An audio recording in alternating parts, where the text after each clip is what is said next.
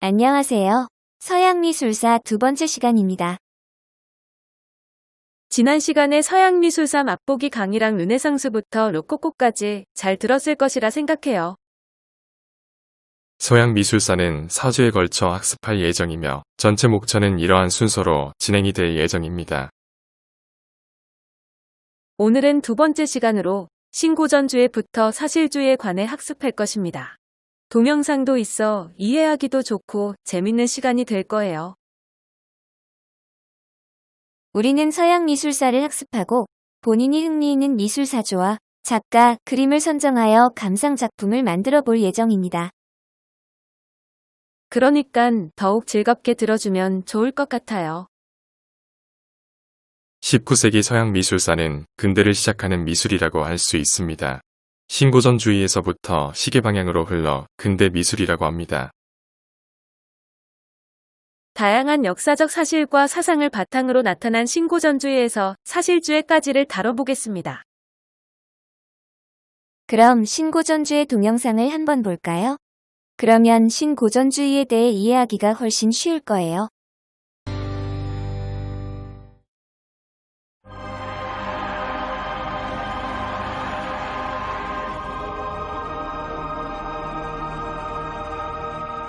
평등을 요구하는 민중의 목소리. 하지만 혁명을 반대하는 세력의 저항도 만만치 않았죠. 프랑스 혁명은 프랑스뿐 아니라 유럽 여러 나라를 뒤숭숭하게 만들었습니다. 격동의 시대. 이런 때 민중의 뜻을 모으기 위해서는 영웅이 필요하다고 다비드는 생각했습니다. 내 사전에 불가능이란 단어는 없다. 모두가 불가능하다고 말렸지만 눈 덮인 알프스를 용감하게 넘고 있는 나폴레옹의 이 위풍당당한 모습은 다비드의 작품입니다. 펄럭이는 망토, 앞발을 번쩍 치켜든 백마. 나폴레옹의 카리스마가 충분히 느껴지는데요. 하지만 실제의 모습은 키가 작고 왜소한 체구의 나폴레옹이 농부가 끌어주는 노새를 타고 이 산인가? 아니 저 산인가? 헷갈려서 몇 번이나 힘겹게 산을 오르내렸다는군요.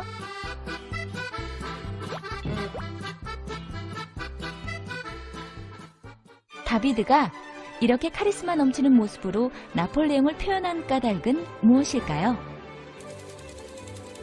평민에서 황제의 자리에 오른 나폴레옹을 통해 평등을 외치던 프랑스 혁명의 정신을 나타내려는 의도와 고대 그리스 로마 시대에 추구했던 이상적인 아름다움을 표현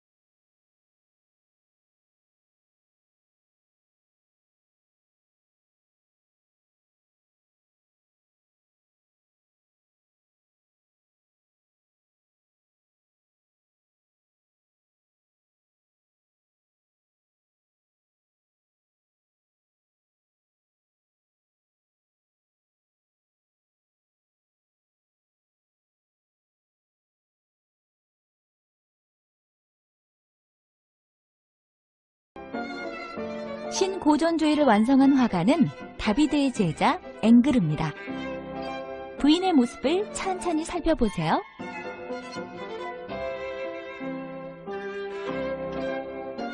머리카락, 눈동자, 입술, 드레스의 주름까지 사람의 손으로 이렇게까지 사실적으로 묘사할 수 있을까?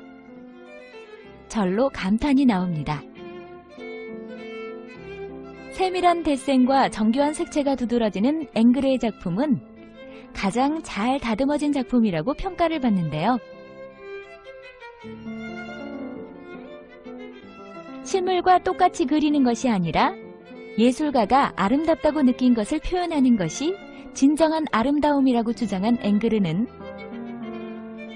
인간의 감정을 중요하게 여기는 낭만주의의 바탕이 됐습니다.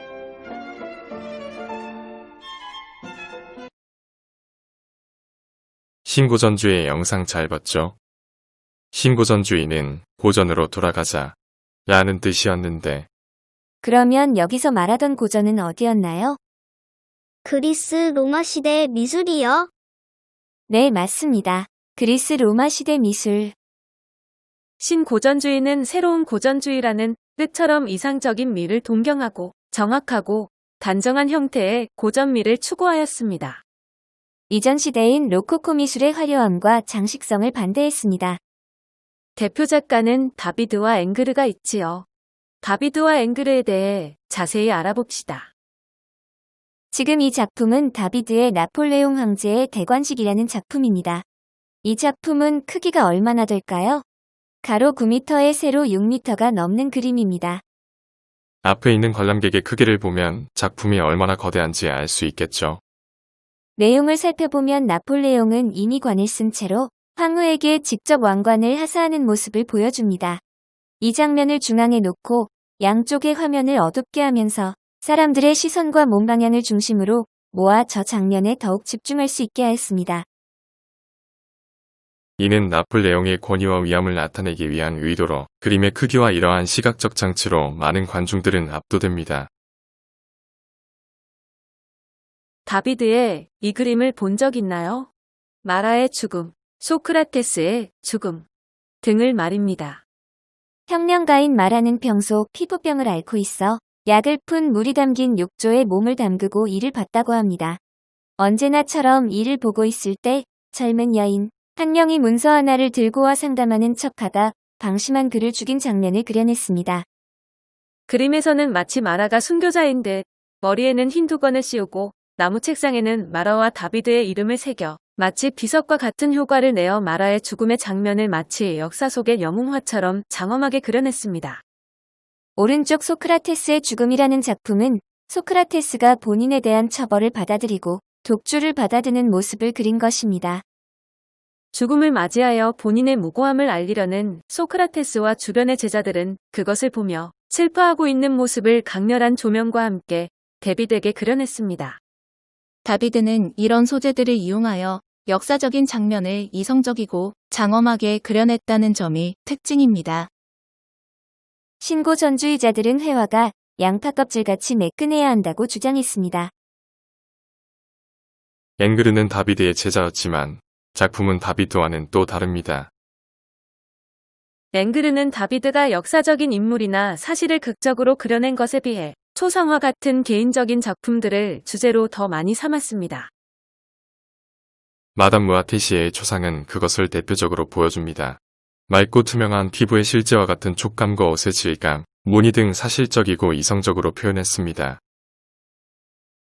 앵그르는 스승인 다비드보다 더 엄격한 고전파였으며 소묘야말로 진짜 예술이다라고 하며 정확한 형태와 질감을 중시했습니다. 대표적인 오달리스크는 나체의 여인의 뒷모습의 곡선을 화면의 폭과 높이에 맞게 추상적으로 왜곡한 작품입니다. 그 전의 로코코 시대의 작품과 달리 실제 피부처럼 부드럽고 반짝이는 표현이 주를 이룹니다. 참고로 오달리스크는 할렘의 후궁을 가리키는 여성이 눕거나 기대고 있는 누드화를 말하며 이는 화가들마다 그리는 방식이 달랐습니다. 이건 차차 미술사 진행 중 다른 표현들을 알아보도록 합시다. 다비드의 알프스를 넘는 나폴레옹 작품처럼 실제로는 단신의 노새를 타고 길을 헤매는 나폴레옹을 멋지게 그려냈습니다. 앵그르의 나폴레옹 또한 그렇습니다. 의자에 앉아있는 나폴레옹이 일어나면 키가 얼마나 클 것 같나요? 선생님이 볼 땐 2m는 돼 보일 것 같다고 생각해요.